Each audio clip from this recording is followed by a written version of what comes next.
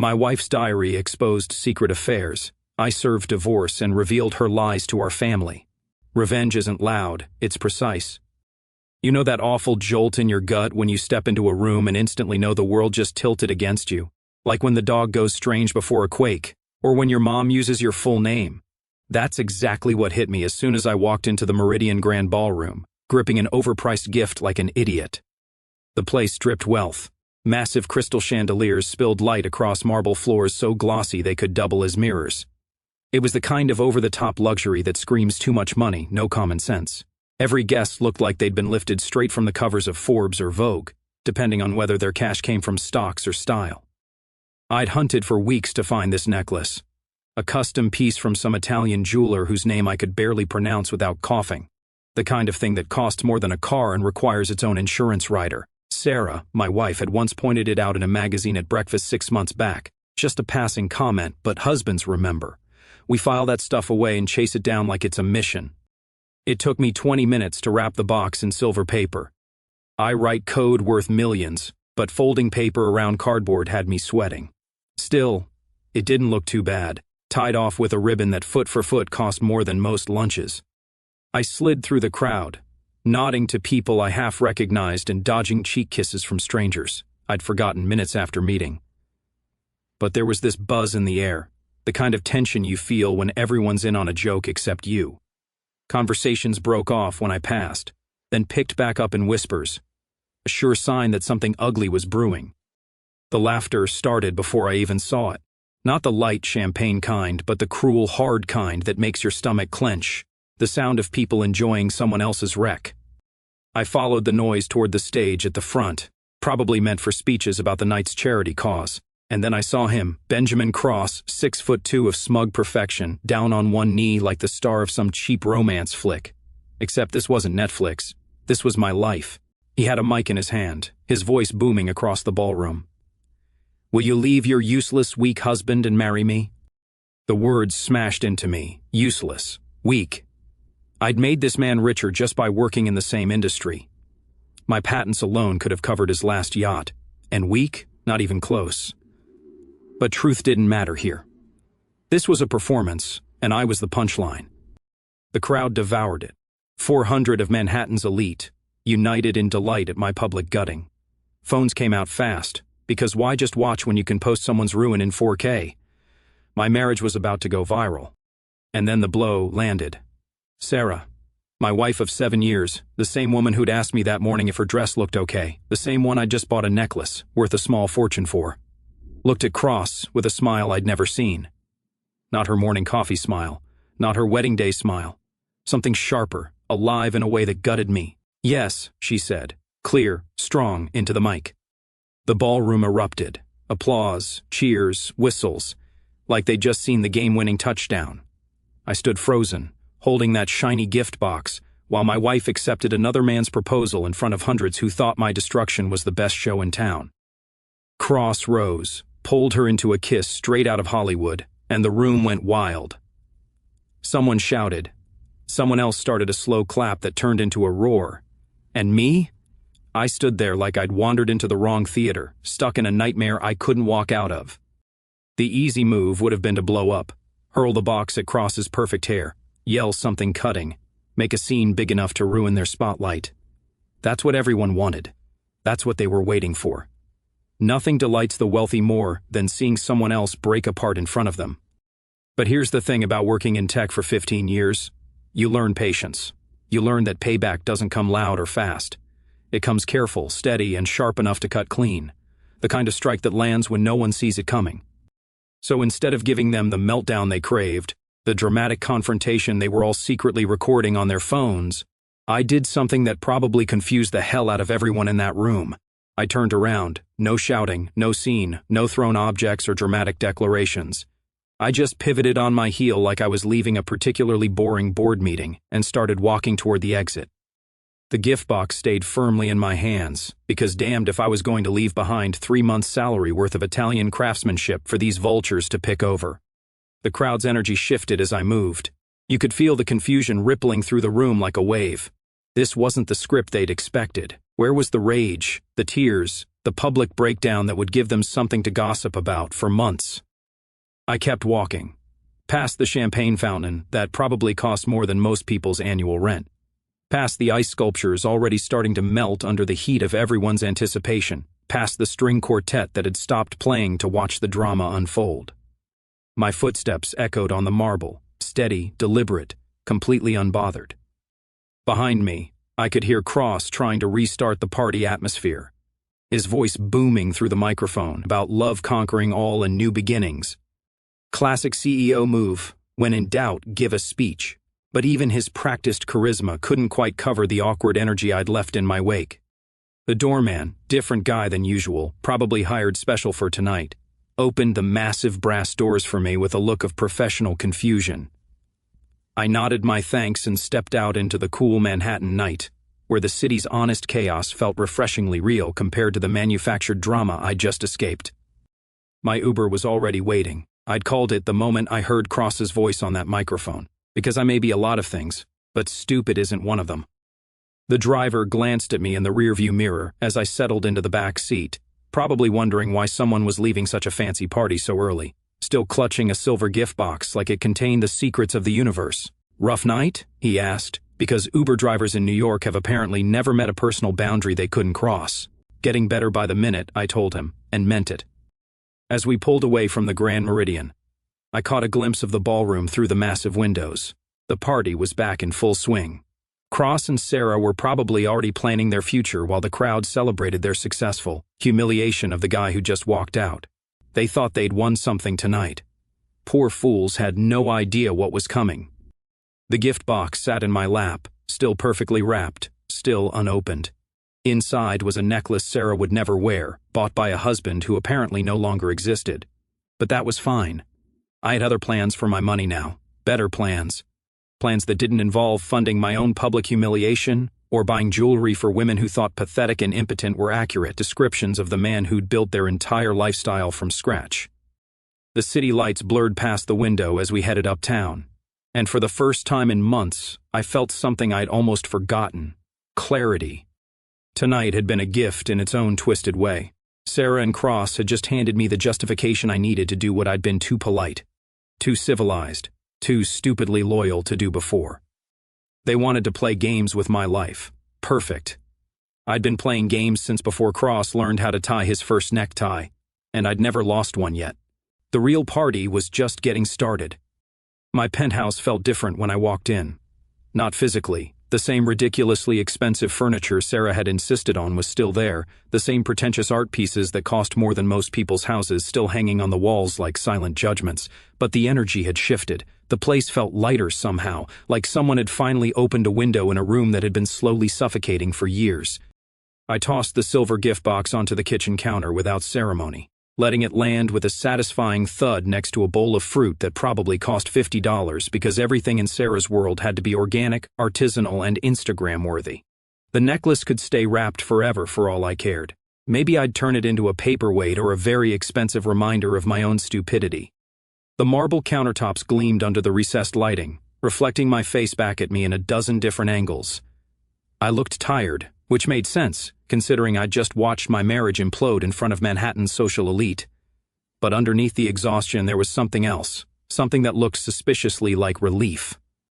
I poured myself 3 fingers of 25-year-old Macallan, the good stuff.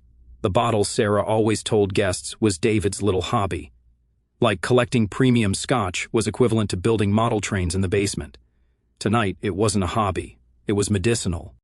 The burn felt good going down, honest in a way that nothing else had been for months, maybe years. I'd been lying to myself for so long about what my marriage had become that I'd forgotten what truth actually tasted like. Turns out it tastes like expensive whiskey and vindication. My office was at the far end of the penthouse, past the living room that looked like it belonged in Architectural Digest, and the dining room we'd used maybe 6 times in the past year. Sarah preferred eating out, being seen. She called it networking, though I'd started to suspect her networking involved a lot more one-on-one meetings with certain billionaire CEOs than I'd originally thought. The office was the only room in the place that was actually mine. Sarah had decorated everything else with the help of some hotshot interior designer whose name she dropped constantly, but my office was off limits, dark wood, leather chairs, shelves lined with actual books instead of decorative spines, and, most importantly, a safe built into the wall behind a painting of the Brooklyn Bridge, because even my safe had to have some style, according to my wife.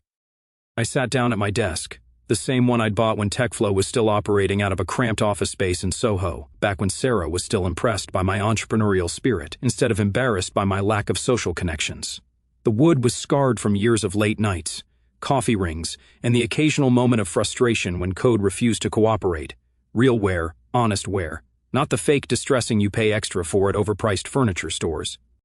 The safe opened with a series of beeps, and I pulled out the black leather folder that had been sitting there for 3 years, untouched, but not forgotten.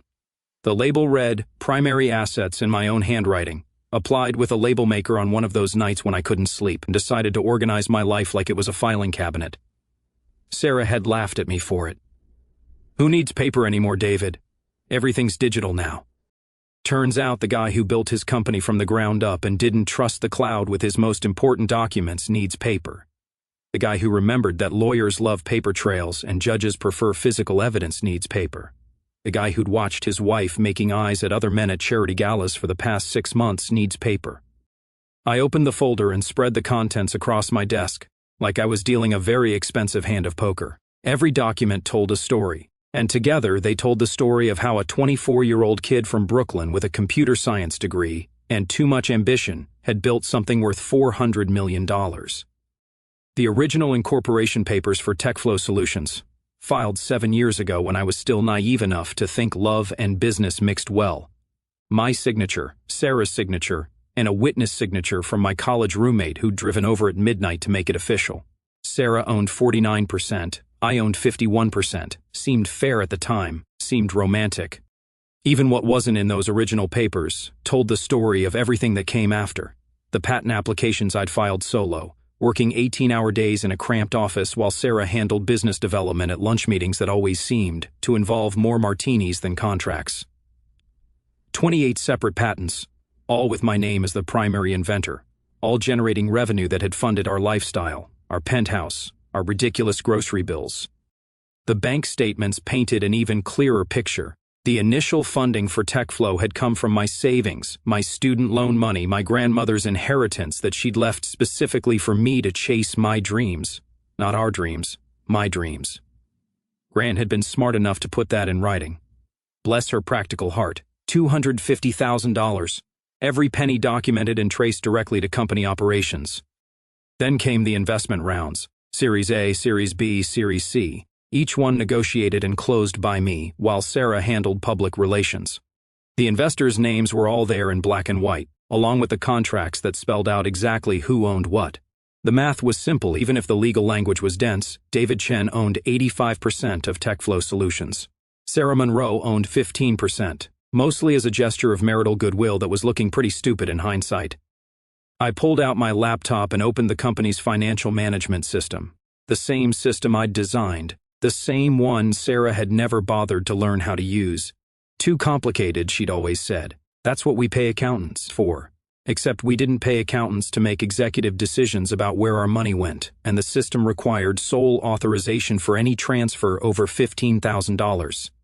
Guess who had been happily clicking approve on vacation packages, designer shopping sprees, and mysterious consulting fees without reading the fine print? The first stop was easy. The company travel account. Sarah and Cross had a business retreat scheduled for next week in the Caribbean. Business retreat, right? Because the best place to discuss quarterly projections is obviously a 5-star resort where the only quarterly thing anyone cares about is how many mojitos they can fit into 15 minutes of poolside networking. 2 clicks. 1 authorization code. And suddenly Benjamin Cross was going to be vacationing alone. The resort booking, the first-class flights, the mysterious spa package that cost more than most people's rent, all of it canceled with the cold efficiency that only comes from truly excellent software design. Next up, tonight's party. The little humiliation spectacular at the Grand Meridian hadn't been cheap. The ballroom rental, the catering, the flowers, the string quartet, the ice sculptures, everything had been charged to TechFlow's corporate events account, which, according to the receipts, had been Sarah's idea of a networking opportunity that would enhance the company's profile in the community. Well, mission accomplished, honey. The company's profile was definitely enhanced, just not in the way you were hoping. Stop payment orders are beautiful things when you know how to file them properly. Each vendor got the same automated message: payment canceled due to unauthorized use of corporate funds. The florist, the caterer, the venue, even the photographer who'd probably captured my moment of public humiliation in high-definition glory, all of them were about to discover that networking events don't pay for themselves. But the real nuclear option was sitting right there in front of me, glowing on my laptop screen like the business equivalent of a big red button marked "Do Not Press." The operational account. $400 million, managed by executive override requiring my personal authorization for any withdrawal over $75,000. Sarah thought she was the CEO. The board thought she was the CEO. Hell, half the tech blogs in Manhattan thought she was the CEO. But being the public face of a company and actually running it are two very different things. And the difference is usually measured in who controls the money. I'd built multiple fail-safes into the system, partly because I'm paranoid and partly because I'd watched too many startups get destroyed by internal politics. Every major decision required two signatures, mine and Sarah's. Every financial transfer needed executive authorization. Every change to company structure needed board approval. It was bulletproof, assuming both executives were operating in good faith. Turns out good faith is harder to find than I'd thought. The freeze took exactly 30 seconds to implement. One dialog box, one confirmation screen, one final click, and suddenly TechFlow Solutions was operating under emergency financial protocols. No transfers, no payments, no access to operational funds without direct authorization from the primary stakeholder. That would be me, in case anyone was wondering. My phone started buzzing almost immediately. Text messages, missed calls, voicemails piling up like digital snow. Sarah's name flashed on the screen, then crosses, then numbers I didn't recognize but could probably guess. The party was probably still going strong, but somewhere in the Grand Meridian Ballroom someone was getting very bad news about their credit cards. I turned the phone face down and poured another scotch. Outside, Manhattan glittered like a circuit board. Millions of lights representing millions of lives, most of them more honest than the one I'd been living for the past few years. The city never slept, which was perfect, because I had a feeling I'd be up for a while. The folders sat open on my desk, papers scattered like evidence in a crime scene, which, in a way, they were. Sarah and Cross had committed the perfect crime. They'd stolen my life, my dignity, and my trust, all while making me pay for the privilege. But they'd made one crucial mistake. They'd assumed that being married to someone meant you owned them, that signing a few papers made you equal partners regardless of who did the actual work. They'd forgotten that in business, like in code, the person who builds the system gets to decide how it runs. And I was just getting started. I woke up at dawn feeling better than I had in months, which probably says something deeply concerning about the state of my marriage. Sorry, former marriage. But I wasn't in the mood for self-analysis. The morning light streaming through my floor-to-ceiling windows felt different somehow, cleaner, like someone had finally washed away months of accumulated bullshit from the glass. My phone looked like it had survived a digital apocalypse. 57 missed calls, 94 text messages, and enough voicemails to fill a small novel about betrayal, panic, and what I could only assume was a lot of very creative swearing. Sarah's name dominated the call log like a desperate ex trying to explain why she'd keyed your car, followed by Cross, our CFO Janet Morrison, 3 different board members, and, because this nightmare couldn't get any more surreal, my mother-in-law Diana Monroe. Calling me was like receiving a personal invitation to my own execution. That woman had never liked me. Never thought I was good enough for her precious daughter. Never missed an opportunity to mention how much more successful Cross was at dinner parties. The fact that she was calling now, probably to gloat about last night's public humiliation, was just the cherry on top of this whole crap show Sunday. I turned the phone face down and went to make coffee instead. Real coffee, not the pretentious single-origin, small-batch artisanal nonsense that Sarah insisted on buying from some hipster cafe in Brooklyn where they charged $15 for what was essentially hot bean water with an attitude problem. Just good old-fashioned dark roast that could wake the dead and didn't require a screwing thesis on terroir to justify its existence. The kitchen felt enormous without Sarah's morning routine cluttering it up. No yoga mats spread across the marble floors, no blender full of whatever green smoothie was trending on her Instagram feed that week, no passive-aggressive notes about whose turn it was to replace the water filter. Just me, my coffee, and the satisfying silence of a life that was finally my own. I'd spent the night doing math, which sounds boring until you realize that math, when applied correctly, can be the most devastating weapon in the world. Sarah thought she'd destroyed me last night, but she'd actually just handed me the justification I needed to use every legal tool in my considerable arsenal. The numbers didn't lie. I own 85% of a company worth more than some small country's GDP, and I just locked down every penny of it. The best part? It was all completely legal. Bulletproof, actually. I'd learned a long time ago that the difference between revenge and justice is usually just a matter of paperwork. And I'd always been very, very good at paperwork. My phone buzzed again. This time it was Patrick from the front desk, which meant someone was downstairs trying to get up to see me. Given the current state of my social calendar, this couldn't be good news. "Morning, Mr. Chen?" Patrick's voice crackled through the intercom with the kind of professional concern that only comes from years of dealing with Manhattan's elite during their various personal crises. "Got a young lady down here. Emma Rodriguez says she works for your wife. She's pretty upset, sir." Emma. Sarah's assistant, 28 years old, fresh out of Columbia with an MBA she'd probably never get to use because she'd hitched her wagon to the wrong star. Smart kid, but with terrible judgment in employers. I felt a little bad about what was probably happening to her right now. She'd gotten caught in the crossfire of a war she didn't even know was being fought. "Send her up, Patrick." I had just enough time to put on actual clothes. Apparently, greeting crying employees in pajamas sends the wrong message about professional boundaries. Before, Emma burst through my front door like a hurricane made of panic and designer handbags. She looked exactly like someone who just discovered that her boss's seemingly perfect life was actually a house of cards built on quicksand. Her usually immaculate hair was escaping from its ponytail. Her makeup was smudged like she'd been crying for hours, and she was clutching a Starbucks cup with the desperate intensity of someone who'd already had way too much caffeine and was about to have more anyway.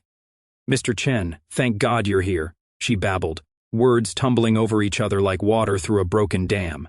"There's been some kind of technical glitch with the company accounts, and nobody can access anything. And the payroll is frozen, and the investor meeting this morning got canceled because the conference room booking didn't go through. And Sarah's Amex got declined at Starbucks, and she's completely freaking out because Cross's credit card got declined too, and their Caribbean trip got canceled and—" "Emma," I interrupted, holding up a hand. "Breathe."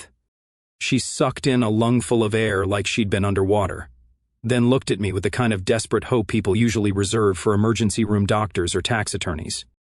"Can you fix it?" Sarah said it was probably just a technical glitch, something with the servers maybe, and that you'd be able to sort out in a few minutes because you built all the systems. "And did Sarah send you here?" The question seemed to deflate her a little. "Yes, sir. She said you'd want to know about the technical issues right away, and that you'd probably want to get everything back, online, before it affected business operations." Technical issues. That was rich. Sarah thought this was a bug in the system, instead of a feature working exactly as designed. She'd spent so many years as the public face of TechFlow that she'd forgotten who actually built the damn thing in the first place. "Emma," I said carefully, "did you see what happened at the party last night?" Her face went through about 6 different expressions in the space of 2 seconds. Confusion, recognition, embarrassment, and finally a kind of sick understanding that made me feel genuinely sorry for her. She lowered her eyes and nodded, suddenly very interested in the pattern on my marble floor. "I see." I walked over to my desk and pulled out a manila envelope I'd prepared while she was on her way up. Sometimes it pays to be 3 steps ahead of everyone else in the room. "I need you to deliver this to Sarah. She has 24 hours to respond. No extensions, no negotiations, no I need more time to think about it." 24 hours. Emma took the envelope like it might explode in her hands, which, considering its contents, wasn't that far from the truth. What should I tell her about the accounts, about the payroll, about the meetings? "Tell her the truth," I said. "Tell her there are no technical glitches. Tell her the system is working exactly as designed. Tell her that sometimes when you burn bridges, you discover you're standing on the wrong side of the river." She blinked at me, clearly trying to process the metaphor, while simultaneously dealing with the reality that her comfortable job had just evaporated around her like morning mist. "Mr. Chen, I don't understand what's going on." I poured myself another cup of coffee and considered how to explain corporate warfare to someone who'd probably spent the last few years believing. that business was just a series of lunch meetings and PowerPoint presentations. Emma was collateral damage in this whole mess, but she was also old enough to figure out which way the wind was blowing. Emma, how long have you been working for Sarah? 3 years, sir. And in those 3 years, how many major business decisions have you seen her make without consulting me first? She thought about it for a moment, her face cycling through the kind of realizations that usually come with a hefty dose of uncomfortable truth. I don't think I've seen her make any major decisions without you, sir. That's because she can't. TechFlow isn't Sarah's company, Emma. It never was. She's been the spokesperson, the public face, the person who smiles for the cameras and makes small talk at charity galas. But the code, the patents, the funding, the actual business decisions that matter, that's all been me from day one. I could practically see the gears turning in her head as she started connecting dots that had probably been sitting right in front of her for years. The way Sarah always deferred to me on technical matters, the way she needed my signature on everything important, the way she'd panic whenever I traveled for more than a few days. So when she and Mr. Cross, Emma couldn't quite finish the sentence, but she didn't need to. When she decided to humiliate me in front of 400 people while accepting another man's proposal. Yeah, that was a pretty clear signal that our business partnership was over. I sealed the envelope and handed it to her. This makes it official. Emma stood there for a moment, envelope in hand, looking like someone who just realized the ground she'd been standing on was actually quicksand. What happens to the company? What happens to everyone's jobs? That depends entirely on how Sarah responds to what's in that envelope. But Emma, I waited until she looked me in the eye. Whatever happens, it won't be a technical glitch. She nodded slowly, understanding finally dawning on her face like a particularly brutal sunrise. 24 hours, I confirmed. And Emma, when you give this to Sarah, you might want to start updating your resume. Just a friendly suggestion. After she left, I stood at my window looking out at the city, coffee cup in hand, feeling the particular satisfaction that comes from watching a plan unfold exactly as designed. Somewhere across town, Sarah was probably still convinced that this was all some kind of mistake, some technical problem that could be fixed with a phone call, or maybe a really good IT consultant. She was about to learn the difference between being the face of a company and actually owning it. The timer had started, 24 hours and counting.